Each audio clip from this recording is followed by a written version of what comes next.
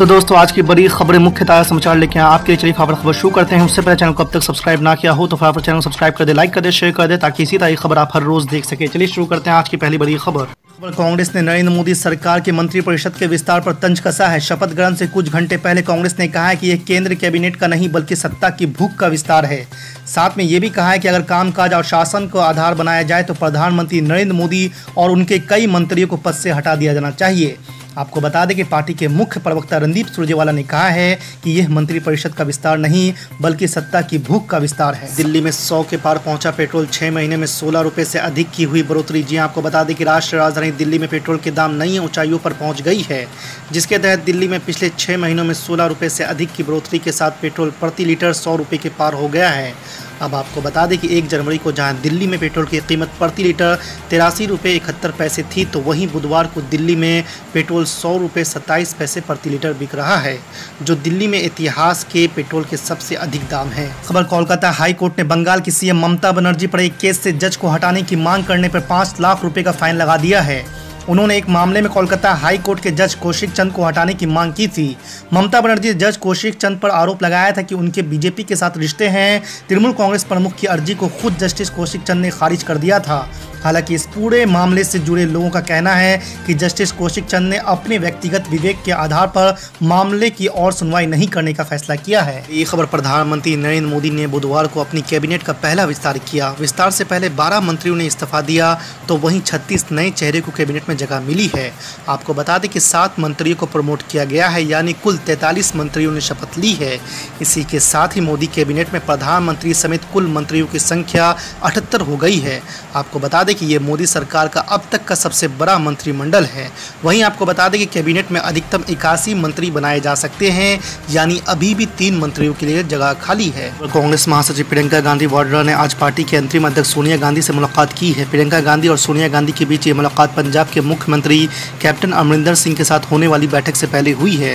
दरअसल पंजाब कांग्रेस में कलह के बीच कैप्टन अमरिंदर सिंह आज दिल्ली में पार्टी की अंतरिम अध्यक्ष सोनिया गांधी से मुलाकात करने वाले हैं। सोनिया गांधी के साथ बैठक के लिए कैप्टन अमरिंदर सिंह पंजाब से दिल्ली के लिए रवाना भी हो गए हैं। आपको बता दें कि इससे पहले पूर्व मंत्री नवजोत सिंह सिद्धू ने बीते बुधवार को कांग्रेस के पूर्व अध्यक्ष राहुल गांधी और पार्टी महासचिव प्रियंका गांधी के साथ लंबे समय तक बैठक की थी। माना जा रहा है कि इन बैठकों में कांग्रेस आलाकमान की ओर से सिद्धू को पार्टी या संगठन में सम्मानजनक स्थान की पेशकश के साथ मनाने का प्रयास किया गया था। ब्लॉक प्रमुख चुनाव में भाजपा ने फ्री सीट के नए फॉर्मूले को इजाद किया है। जिन सीटों पर पार्टी से प्रत्याशी की दावेदारी में एक से अधिक दमदार नेता लगे हुए थे, उन सीटों को छोड़ दिया गया है। इन सीटों से जो जीतेगा पार्टी उसी का खैर मकदम करेगी। आपको बता दें कि ऐसी सीटों की संख्या 50 के करीब बताई जा रही है। हालांकि इन सीटों पर आम सहमति से पार्टी से एक ही प्रत्याशी चुनाव लड़े, इसके लिए प्रयास जारी रखे गए हैं। आपको बता दें कि प्रदेश मुख्यालय पर मंगलवार को दोपहर करीब 12 बजे से ही ब्लॉक प्रमुख प्रत्याशियों के नाम फाइनल करने के लिए प्रदेश अध्यक्ष स्वतंत्र देव सिंह, प्रदेश महामंत्री सुनील बंसल के साथ ही प्रदेश के वरिष्ठ पदाधिकारी और क्षेत्रीय अध्यक्ष बैठे थे। बंगाल चुनाव में एक भी सीट न जीत पाने के बाद अब कांग्रेस पार्टी संसद में बीजेपी को घेरने के लिए मुख्यमंत्री ममता बनर्जी से करीबी बनाने पर विचार कर रही है। माना जा रहा है कि कांग्रेस अध्यक्ष सोनिया गांधी जल्द ही लोकसभा में पार्टी के नेता अधीर रंजन चौधरी को पद से हटा सकती है। इस कदम को संसद के मानसून सत्र से पहले कांग्रेस पार्टी के लिए किए जा रहे कई बदलाव का हिस्सा माना जा रहा है।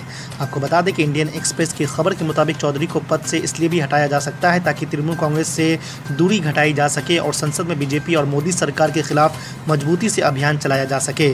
कांग्रेस ने बंगाल चुनाव में तृणमूल कांग्रेस के खिलाफ लेफ्ट के साथ गठबंधन कर चुनाव लड़ा था। हालांकि कांग्रेस ने अपने प्रचार में ममता बनर्जी पर हमला करने से बचती रही थी। भाजपा विधायक संगीत सोम ने कहा है कि ऑल इंडिया मजलिस इत्तेहादुल मुस्लिमीन के प्रमुख असदुद्दीन ओवैसी जिन्ना की राह पर चल रहे हैं।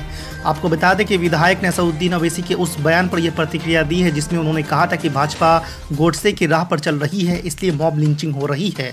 संगीत सोम ने कहा कि भाजपा गोडसे की राह पर चले या ना चले, लेकिन असदुद्दीन ओवैसी जरूर जिन्ना की राह पर चल रहे हैं। जिन्ना ने देश का बंटवारा कराया था, ओवैसी भी इसी राह पर हैं। वह ऐसा काम करते हैं जिसमें लोग स्वाभाविक तौर पर उग्र हो जाते हैं। किसी की आस्था को ठेस पहुंचाने पर मॉब लिंचिंग होती है। संगीत सोम ने चेतावनी दी है कि यूपी में राजनीति कर मुसलमानों को भड़काना बंद करे। ये हैदराबाद नहीं, उत्तर प्रदेश है।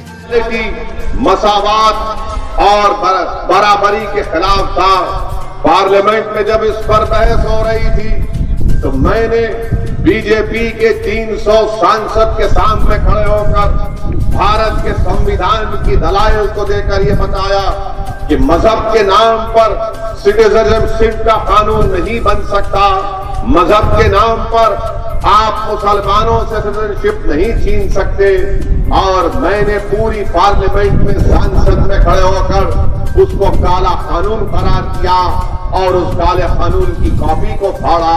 मैं मुबारकबाद देता हूं उन तमाम लोगों को जिन्होंने खास तौर से हमारी मां और बहनों को जिन्होंने पुरअमन एहतजाज किया उस कानून के खिलाफ। मगर अफसोस ये है कि उत्तर प्रदेश में 23 मुसलमानों को गोली मारकर उनकी जानें ले ली गई। हिंदू मुस्लिम एक है, धार्मिक पद्धति अलग है। मैं भी मानता हूं भागवत जी की पूरी इंसानियत की रगों में, संपूर्ण मानवता की रगों में हमारे अब्बा सबके अब्बा आदम अलैहिस्सलाम का खून दौड़ता है, ये बिलीफ है, कोई माने ना माने।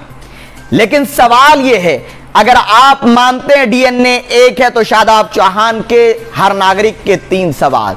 सवाल नंबर 1, क्या फिर वर्ण व्यवस्था के आधार पर जिस प्रकार से शूद्र और ओबीसी समाज का शोषण होता है उसके खिलाफ आप हैं?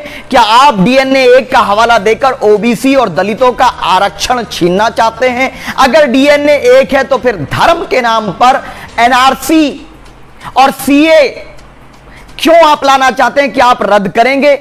सवाल नंबर 3, अगर डीएनए एक है और सब कुछ है तो फिर बाबरी मस्जिद को शहीद करने वाले आतंकियों के खिलाफ क्या आप हैं?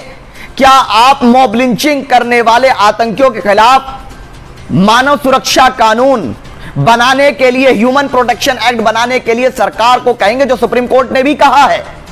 क्या जो मुसलमानों पर, दलितों पर और पिछड़ों पर आपत्तिजनक टिप्पणी करने वाले, कभी मंदिर से प्रवेश से रोका जाता है, कभी ओबीसी समाज को, मल्ला समाज को, कच्छप समाज का शोषण किया जाता है, कभी आदिवासियों का किया जाता है, कभी मुसलमान को देश से बाहर फेंकने की, भाजपा के प्रवक्ता ने कहा बाहर फेंक दो, एक बयान आया कि मुसलमानों को काट देंगे, कहीं आया कि दलितों को घोड़ी नहीं चढ़ने देंगे, कहीं आया कि ओबीसी समाज को हम अत्याचार करते हैं, उनको राजनीतिक हिस्सेदारी नहीं दी जाती है।